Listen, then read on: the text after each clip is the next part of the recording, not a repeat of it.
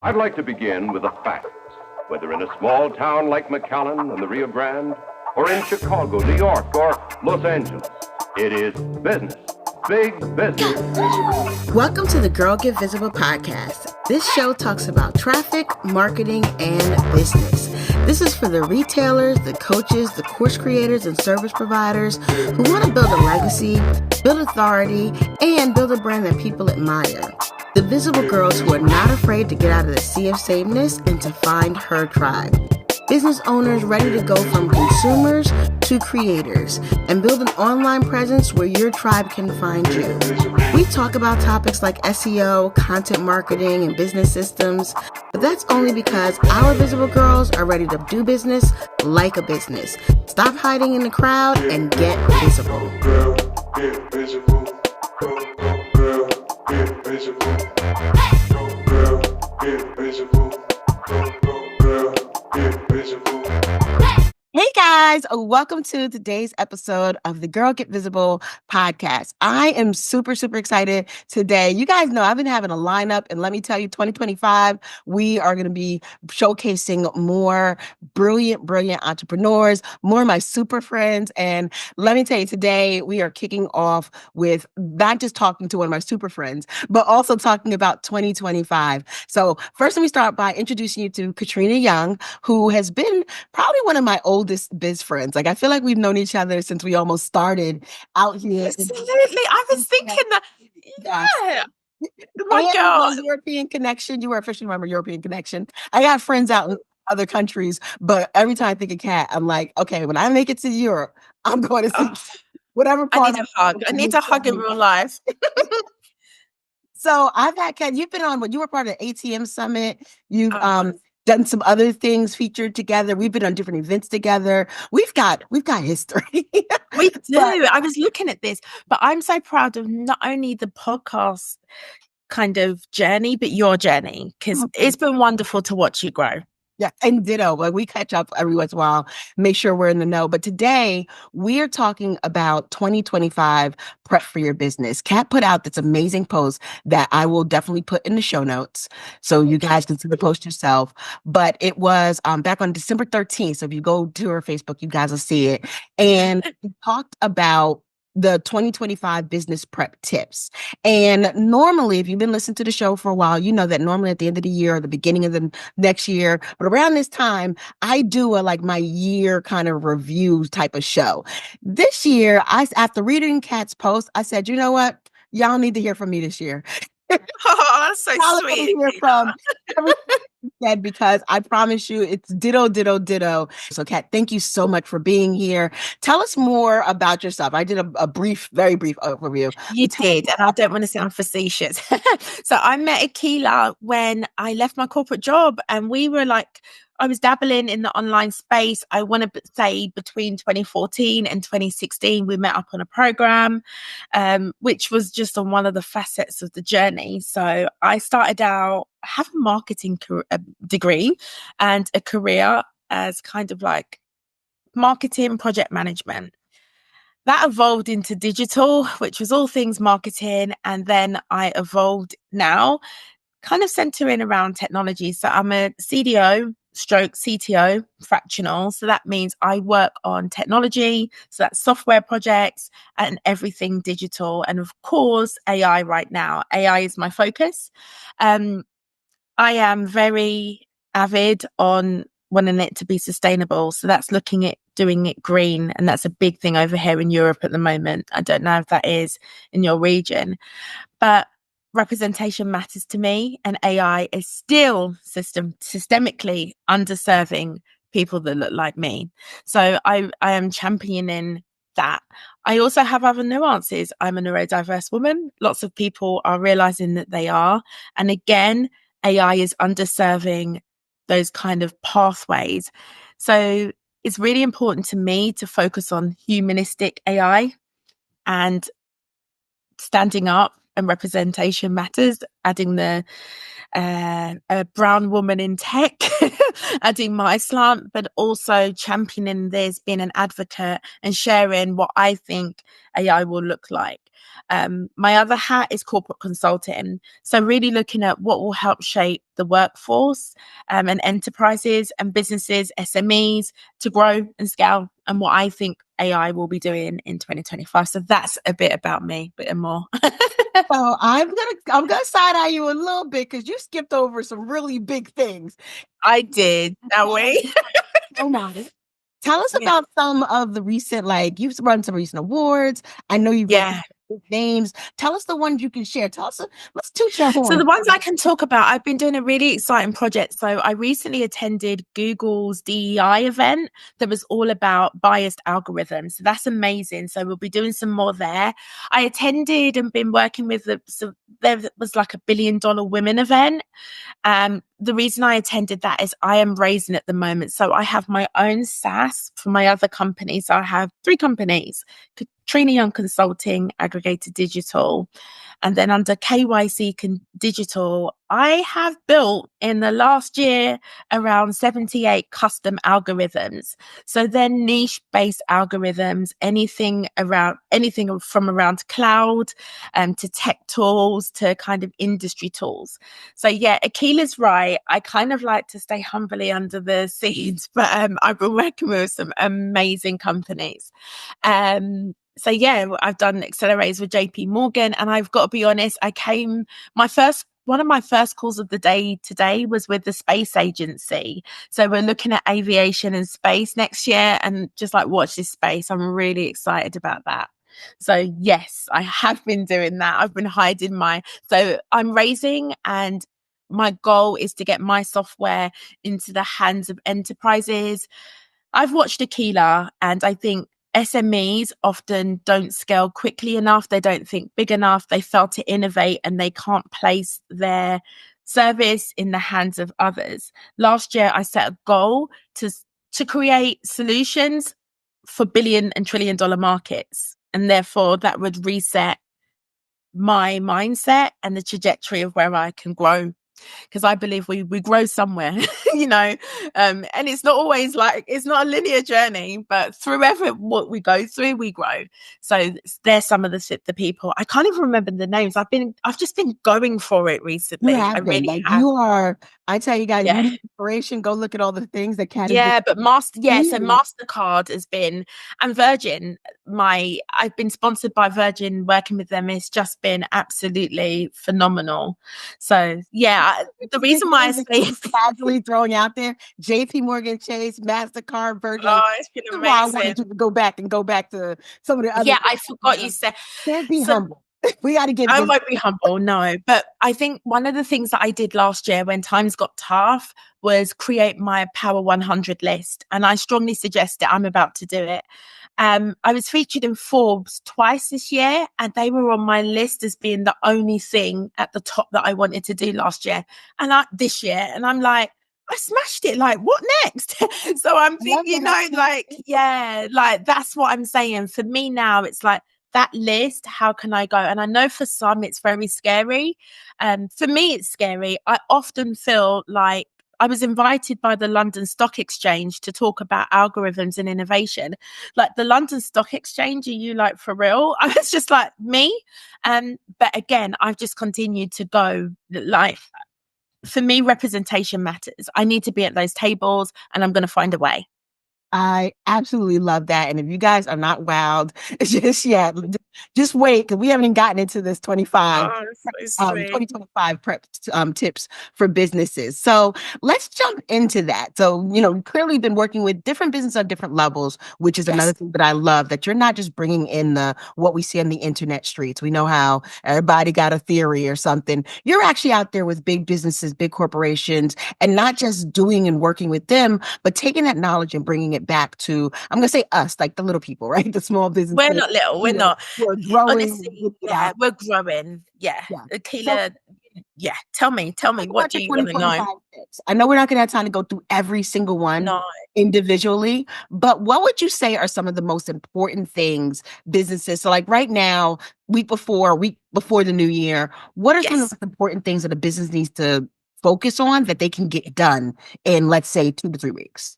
My most important tip is your data. And number one, some people like shriek and like, oh my God, I haven't got any data. And that's great. So we need to make sure that that's set up before you do anything.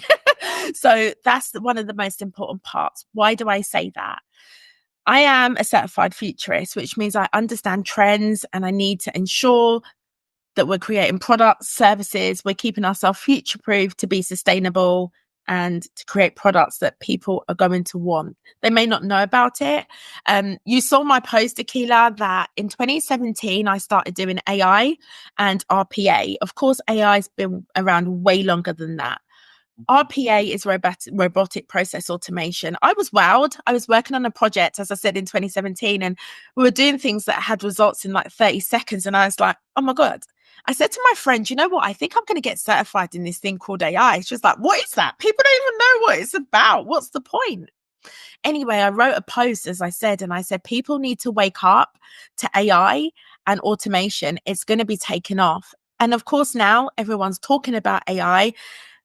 And I believe there's other things where we're moving. We're moving to quantum computing, but that's a whole nother thing.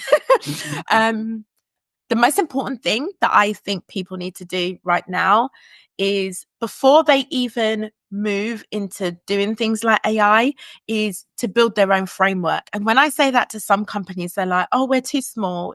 No, having a framework. So your framework is, I serve this person.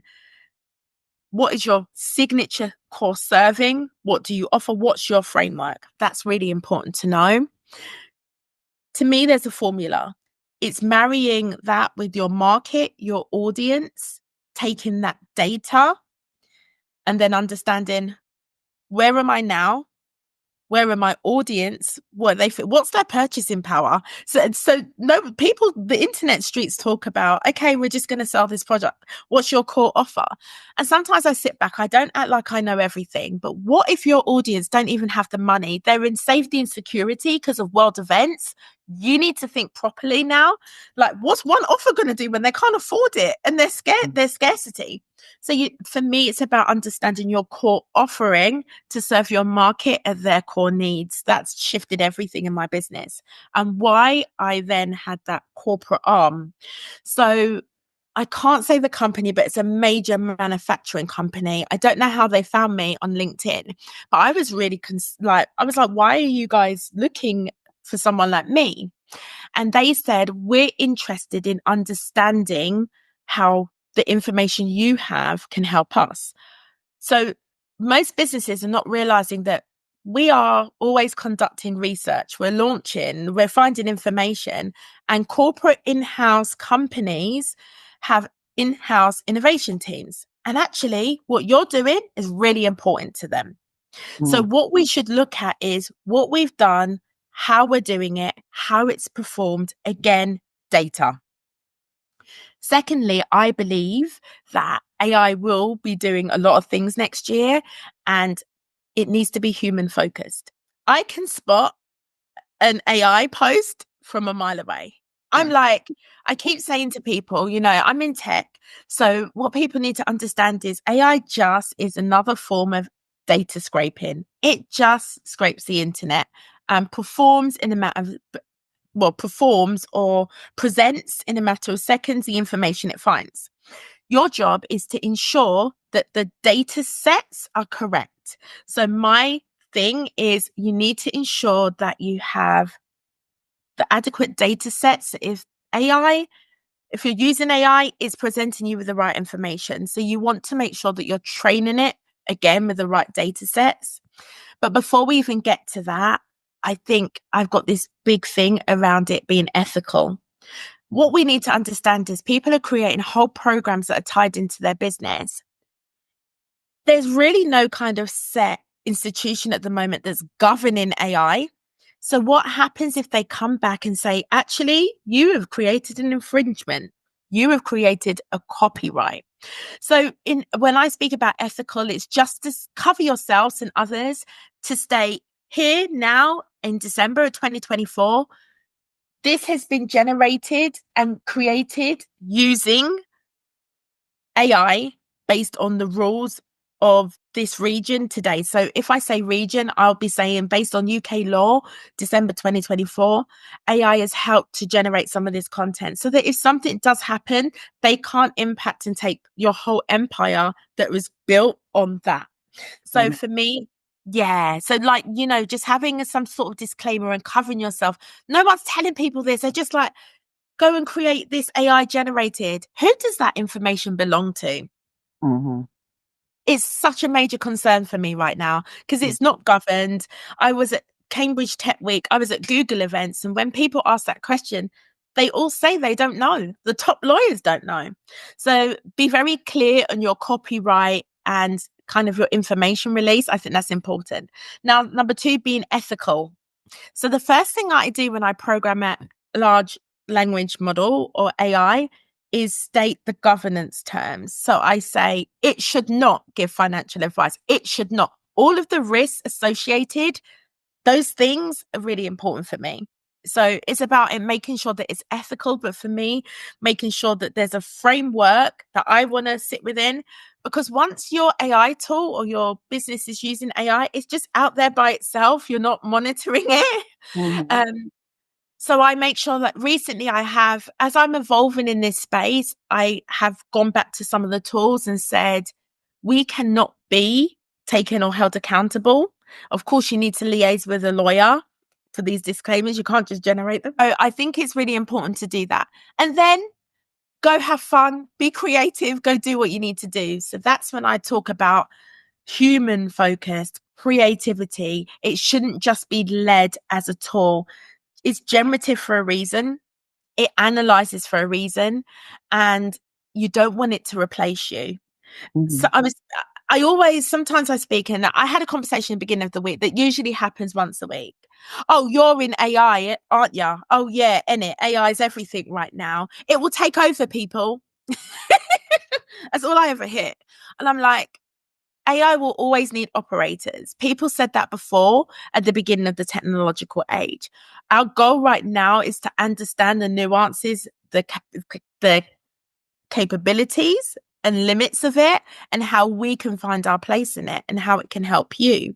I know that you're in AI and you understand these things as well. And I wanted to bring up, so one of the things you said, we talked about it being generative. So a lot of people don't understand or realize that AI is still just a conglomerate of data. And I'm always, because, I'm on the Get Visible side. So I'm always like, if we produce more content out there, AI is going to pick up more of us and our voices. And what I mean is, like, you don't got to give them your secret sauce, but blogs and things like that. But another thing you mentioned was how it does analysis.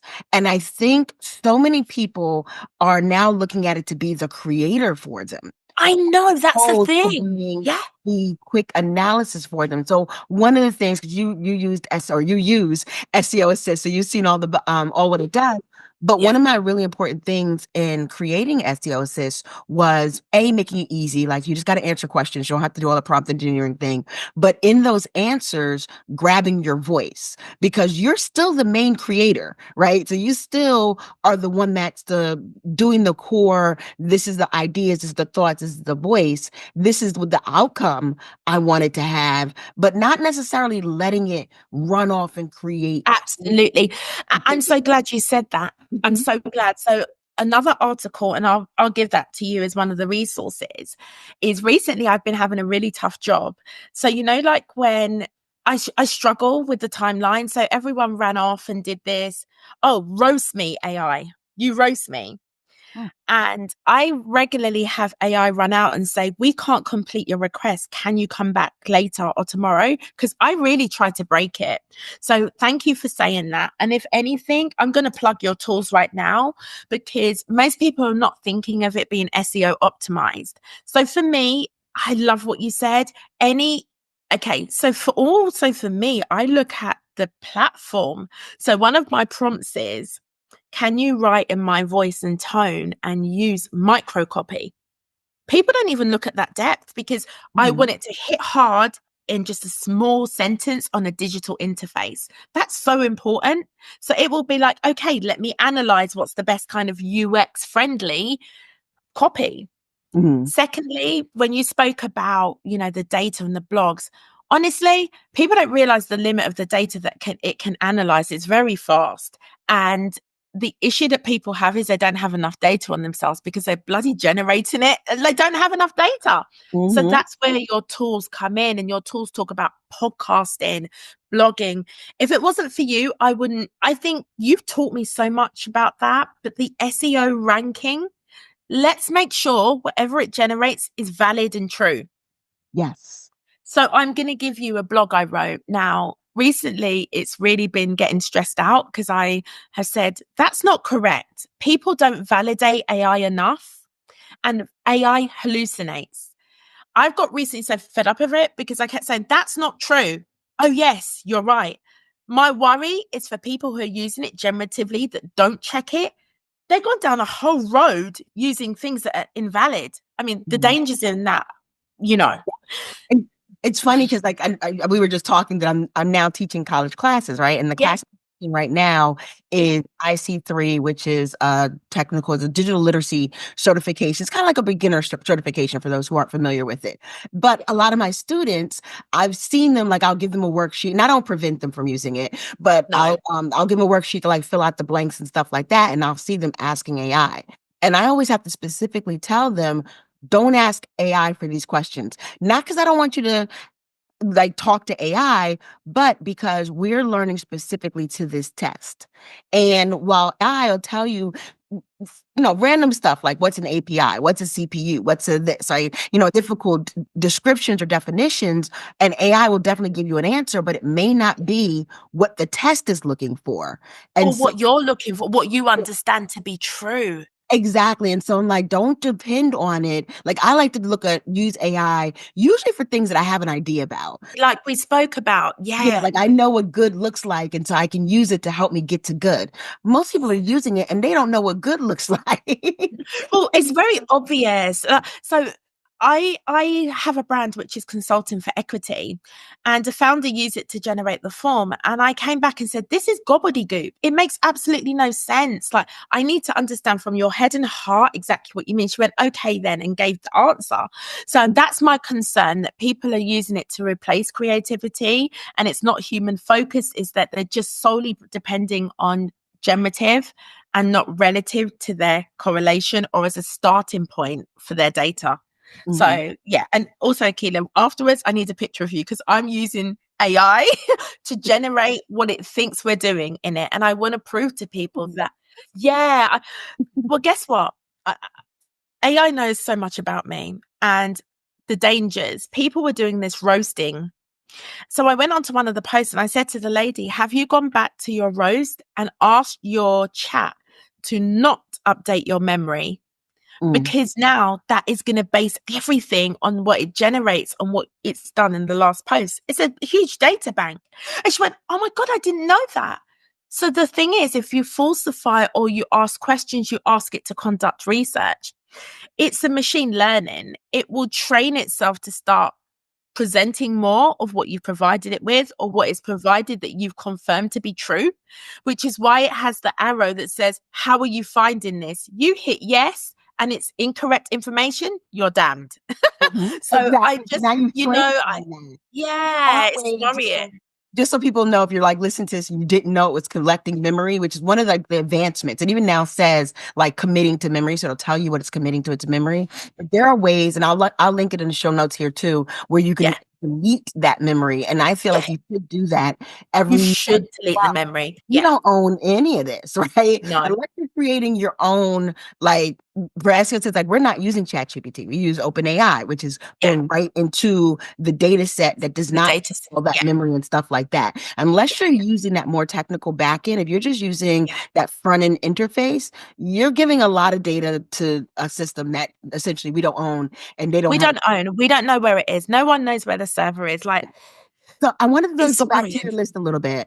Look at number 8. You talked about A/B testing, and I think we do that enough. I don't think people, like, we usually hear about A/B testing with ads, and then people don't do that because they don't want to spend the extra money. But A/B testing overall in your business, I'd like to drill down into that just a little bit more. Thank you so much for saying that. I know you're my sister in tech and all things. Like, I just love your brain. There's not many people that understand people like us. And it's one of my things that I'm going to be speaking about more and more this year is that sometimes people think they've failed because they've gone with one thing, one design. AI to me is like a massive data bank. I ask people to use it more as a research bank because it has more memory than you could ever do. And there are tools like Perplexity that does all of these things. So also going back to your initial question, what can people do now? For us, what I've done is I've exported things like Google Analytics. I've exported things like reports.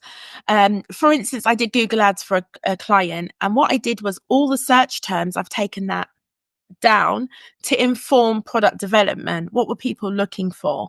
We will do an A/B test. So to me, in my perception of an A/B test is testing one format against another. So still your brand, you might change things like copy, headline, visuals, but it's really so important. And AI is very powerful in that I will go to the AI and say, I'm uploading my spreadsheets. This is my market. This is my audience. They are not familiar with me. So recently, I literally have scheduled all my emails and blogs for 2025. Now, that means that they will get one thing that's scheduled. I've then given myself the opportunity to be open to creativity or different launches through the year. So they'll get two.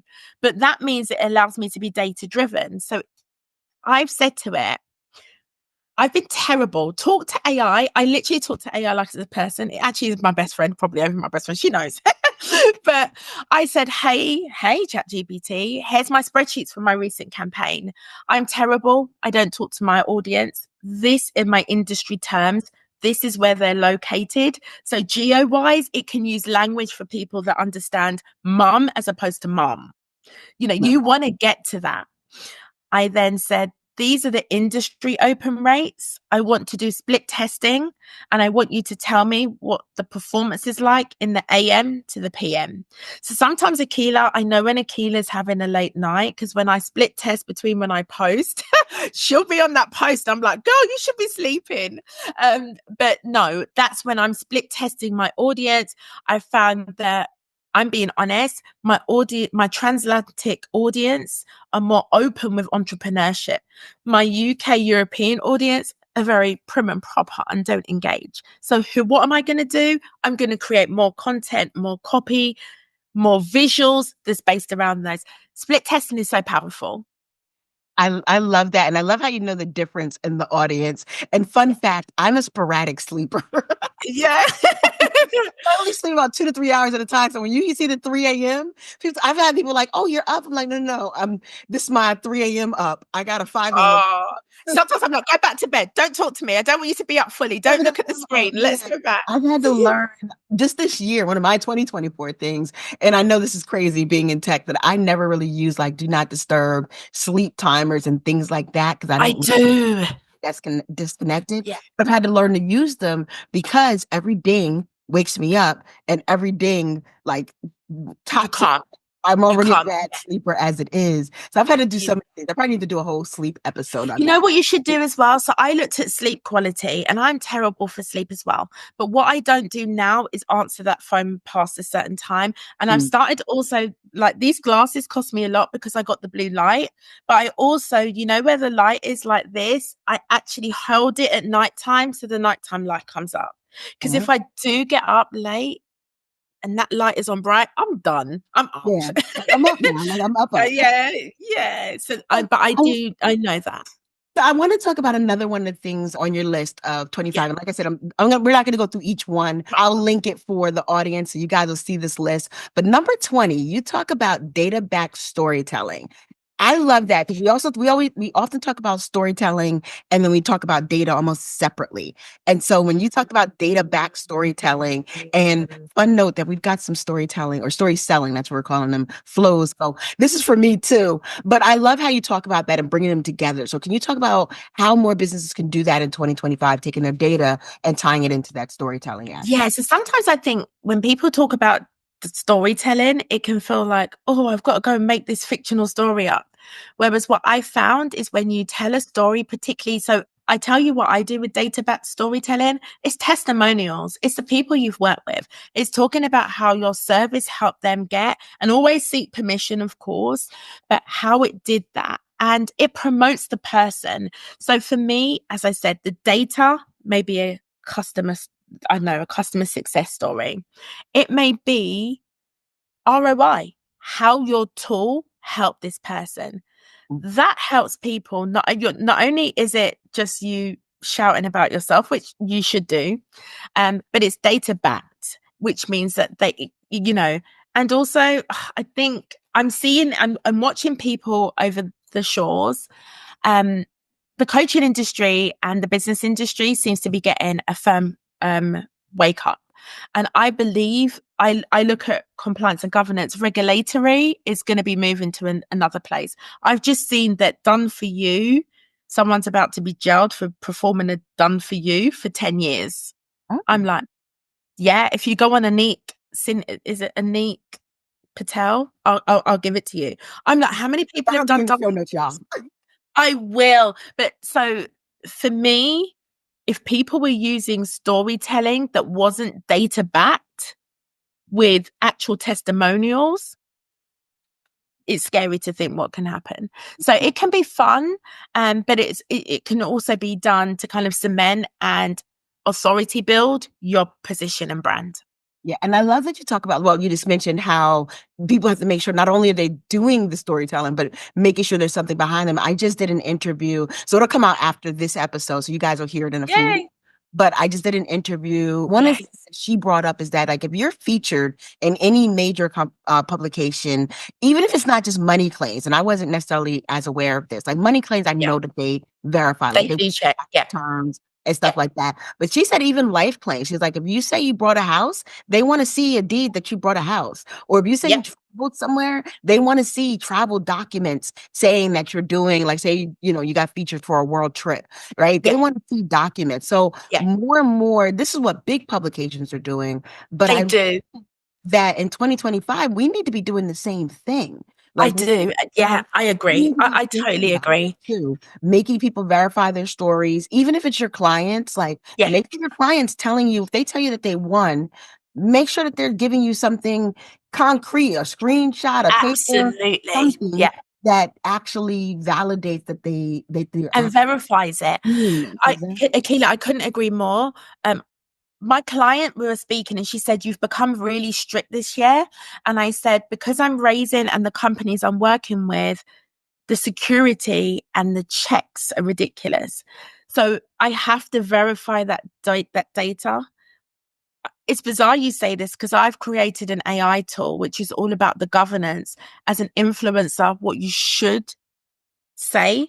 And so it gives you a split test version of what you should compliantly, governantly say. Because some people are just making these claims and they're not realizing actually from a governance perspective, I mean, the rules are very different here, but I could be breaking GDPR if I say certain things and speak about the customer. So you're absolutely right. Now, secondly to that, when you do the storytelling, you're endorsing this person. I don't want to tell you there was a coach that's she was indicted. And I was like, fudge.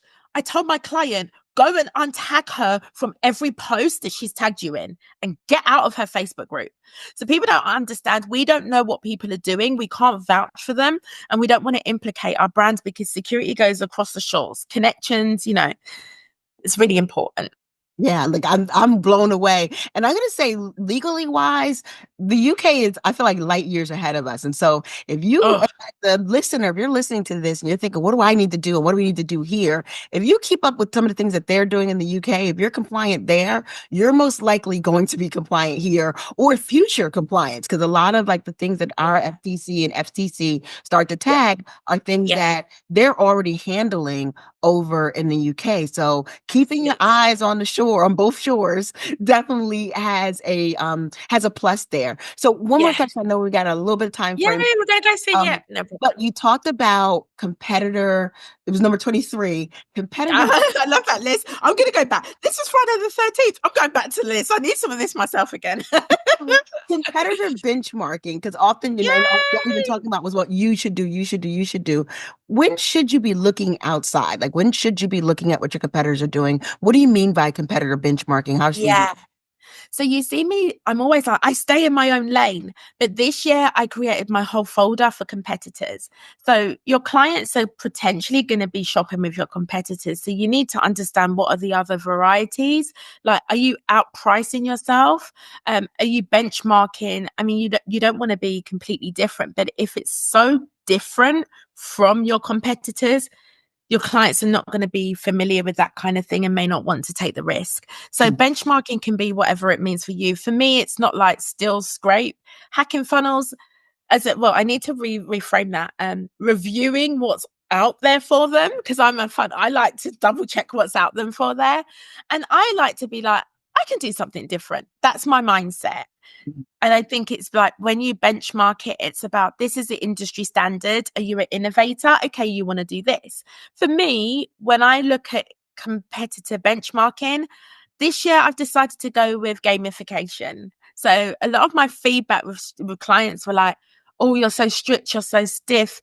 And then one was like, but you're actually really funny behind the scenes. You tell me a lot of jokes. I was like, really? I thought they were bad. So I want to bring more humor into this. So my benchmark for my competitors is it's all kind of Paris branding. I want to get you laughing. And after you've broken that down, I'm like, talk to me. What can I serve you with? So benchmarking that your competitors can be a USP for yourself, in my opinion. I love that. I love looking at it. I always like to look at what can you do different, or who can you do it for that's different. So a lot of my like, love SEO, love all I do. I'm not saying I'm the only person that does it, but I might be the only person that do it for this segment of people, right? Or I may do it this particular way. I'm always thinking like, how can another industry use whatever the thing that's you made SEO sexy. Yeah. I knew it was always there, but I was like, damn, even with my client, like she's so happy that I'm like, now, and check Aquila out, but for your blog, for the stats that came from Google Ads, we need to look at where these words are in the products that you want to bring out next year. SEO optimization is everything, because ultimately we want to be at the top. No one wants to be on page 4.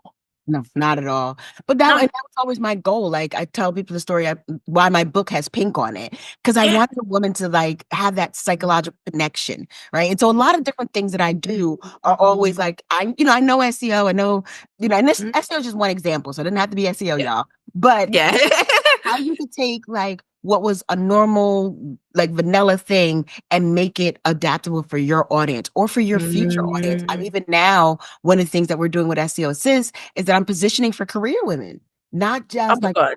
Yeah.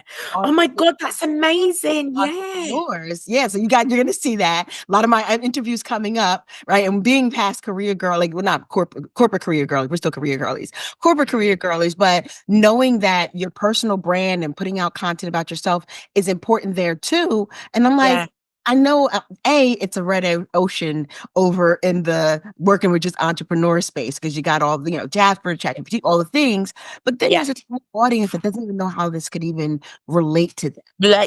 Totally. I can help them see how this relates to them. Then overall, it's going to do better for my brand. So I love bringing in other things that people are doing, looking at your competitors and saying, how can I do it differently? All those. That's it. And it's so funny you said. If you look, so one of the AIs I've been working on, and my team are like, is this really a thing? It's blue ocean, red ocean. And what the AI does, my tool splits it up that says, hey, this is where you can do that. I know no one was doing it, but I make micro niche AI tools. That was my thing. I like that, looking at that. And that's why I looked at competitor benchmarks, because it validates that there's an actual audience. So it helps. It's like there's a market for this. It validates that there's a market. It validates that there's an audience. People sometimes look at benchmarking as, I don't know. I think there's whenever I speak to someone, I tell you what I hear enough. I don't have competitors. Why is the word competitor bad? I hear this all the time. I'm going to tag you about this, because I'm like, you really do. But sometimes I'm like, okay, I'm going to leave you. I just want to leave you in that place. You totally do. And I'm like, well, why would you not want competitors? It doesn't validate this. So I'm so glad you said that. I want to talk about competition. I think I'm gonna bring you on as a guest for Okay, talk about competition. Yeah, I'm here for it because I've got a yeah, whole, and I don't want to take up too much time, but a whole big yeah, thing. no. 'Cause I get that a lot. It's on one. It's Do on, you as well? it's on my intake forms. Like, who are your top 3 competitors? And the amount of resistance. That's probably the most resisted question on my intake form. The amount of people that are like, I don't have competitors. I'm like, you absolutely. Even if, and I break it up into what we call social competitors and search competitors. Social being the people Yes. Oh my God. you know they do the same thing. But more importantly, when I go and search for things that you want to focus on, who else is coming up? Your competitor might not even be a person that looks like you or anything. Like a lot of course creators, your competitors Udemy. You may not feel like it is. Yes. But when I'm searching for a thing, Wow. Udemy comes up as the course. Now, as a consumer, I have to make a choice between you and Udemy. So the more you ignore it, the more I'm like, well, Udemy's there. Let me, so a whole big thing. I love that. I'm gonna look. Sometimes I hate getting with you, girl, and it's a time because we got so much. Did it. I want you in my diary. We got some more, but this has been so wonderful. And thank you so much for being on. We're gonna skip part of the lightning round, but I do want to. I know you got a book you want to share, so let's talk about that book, and then I'll actually last. So I'm reading a book called Future Ready. I don't want to focus too much on the book. Oh, it's Future Ready. But that's because I'm looking at climate change. Why? Because I want to be a business that hangs around. I want to be a business owner that is looking at, the future. I believe that we need to look at the future when we're building tools. It doesn't mean you need to change it. I spoke to a client recently and I said, that's just version 1. Version 2, version 3. So stop look at SEO Assistant where it's evolved to. People need to think about being outside the box. So that's one of my books. Thank you for coming on. Usually I ask people, what's the question that I didn't ask you that I should have asked you? But I know we're short for time. So what I'm going to ask you to do, big favor, can you record that for us? And I'm going to make sure it's available here for the audience. Tell us one more time where to find you on. So you can find me at Katrina Young Consulting. I'd love to see you over at LinkedIn because I'm going to be sharing more LinkedIn audios. I need to be visible. I'm always in the back end. So that's Katrina Young over on LinkedIn and Katrina Young Consulting, KYC Digital or Aggregator. So you will find me on those platforms and I'll give them to you, Akila. Thank you so much for being on. Always amazing. Can't wait to have our next conversation. Oh, I love you. Thanks so much.